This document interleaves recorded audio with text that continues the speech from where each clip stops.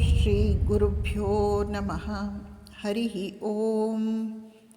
ಶ್ರೀಮಾತೆ ಶ್ರೀ ಶಾರದಾ ದೇವಿಯವರು ಹೇಳುತ್ತಾರೆ, ಗುರುಗಳು ಎಲ್ಲರೂ ಒಂದೇ. ಎಲ್ಲರಲ್ಲೂ ಭಗವಂತನ ಶಕ್ತಿಯೇ ಕೆಲಸ ಮಾಡುತ್ತದೆ. ನೋಡು, ನಿನ್ನ ಗುರುವಿನ ಮಾತುಗಳನ್ನು ನೀನು ಸಂದೇಹದಿಂದ ನೋಡಬಾರದು. ಮಂತ್ರವನ್ನು ಕೊಡುವವನೇ ನಿಜವಾದ ಗುರು. ಮಂತ್ರ ಜಪದಿಂದ ತ್ಯಾಗ, ವೈರಾಗ್ಯ, ಸನ್ಯಾಸ ಎಲ್ಲವೂ ಸಿಗುತ್ತದೆ. ಒಬ್ಬ ಗುರು ಎಷ್ಟೋ ಶಿಷ್ಯರಿಗೆ ಮಂತ್ರದೀಕ್ಷೆ ಕೊಡಬಹುದು.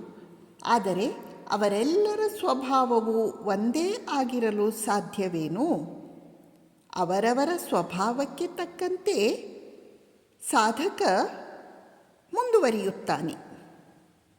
ಗುರುವಿನಲ್ಲಿ ಭಕ್ತಿ ಇಡಬೇಕು, ಅದರಿಂದಲೇ ಮುಕ್ತಿ.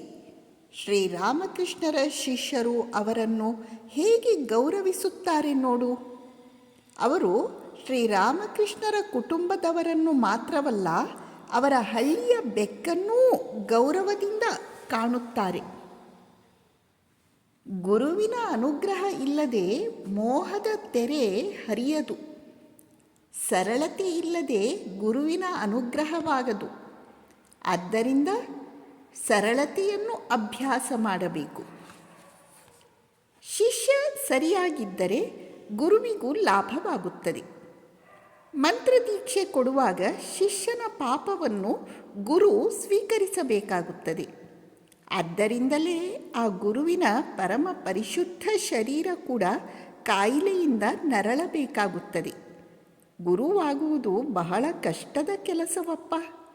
ಶಿಷ್ಯನೇನಾದರೂ ಕೆಟ್ಟ ಕೆಲಸ ಮಾಡಿದರೆ ಅದರ ಪಾಲು ಗುರುವಿಗೂ ಒಂದಿಷ್ಟು ಬಂದೇ ಬರುತ್ತದೆ. ಹಾಗೆಯೇ ಶಿಷ್ಯನಾದವನು ಒಳ್ಳೆಯ ಕೆಲಸ ಮಾಡಿದರೆ ಅದರಿಂದ ಗುರುವಿಗೂ ಸಹಾಯವಾಗುತ್ತದೆ. ಈ ವಾಕ್ಯಪುಂಜಗಳಲ್ಲಿ ಶ್ರೀಮಾತೆಯವರು ಗುರುವಿನ ಮಹಿಮೆಯನ್ನು ನಮಗೆ ತಿಳಿಯಪಡಿಸುತ್ತಿದ್ದಾರೆ. ಗುರು ನೀಡಿದ ಮಂತ್ರವನ್ನು ನಾವು ಶ್ರದ್ಧೆಯಿಂದ ಜಪ ಮಾಡುತ್ತಾ ಹೋಗಬೇಕು.